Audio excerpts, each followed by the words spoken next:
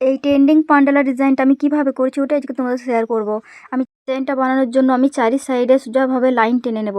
লাইনটা টানা হয়ে গেলে আমি ঘর আকৃতির মতো একটা লাইন টেনে নেব। এরপর আমি আবারও আরেকটা করে লাইন টেনে নেব, পুরো ঘর আকৃতির মতো লাইন টেনে নেব। দেখতেই পাচ্ছ পুরো লাইন টানা হয়ে গেছে। এরপর আমি প্রত্যেকটা ঘরে ডবল করে লাইন টেনে নেব। দেখতেই পাচ্ছ প্রত্যেকটা ঘরেই আমি ডবল ডবল করে লাইন টেনে নিচ্ছি। লাইন পর আমি ঘরগুলোর মধ্যে 4টে ঘরে পুরো বোল্ড করে দেবো, পুরো বোল্ড করে দেবো, আর 4টে ঘর আমি হামসের জন্য রেখে দেবো। তো এই আমার বোল্ড করা হয়ে গেছে। এরপর আমি বাকি ঘরগুলোতে হামস ডিজাইন করে নেব।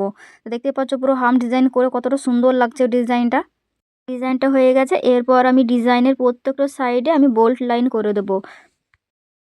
তো দেখতেই পাচ্ছ এবার আমি প্রত্যেকটা ঘরের কোনায় কোনায় সার্কেল ডিজাইন করে দেবো। সার্কেল ডিজাইনটা করার পরে আমি আবারও হাম ডিজাইন করে দিচ্ছি। তো দেখতেই পাচ্ছ হাম ডিজাইনটা করার পর কত সুন্দর লাগছে ডিজাইনটা। এরপর আমি আবারও ছোট ছোটোভাবে ডট করে দেবো। প্রত্যেকটা ডিজাইনে আমি ডটটা করে দেবো। তো আমি মিডিলে একটা ডট করে দেবো।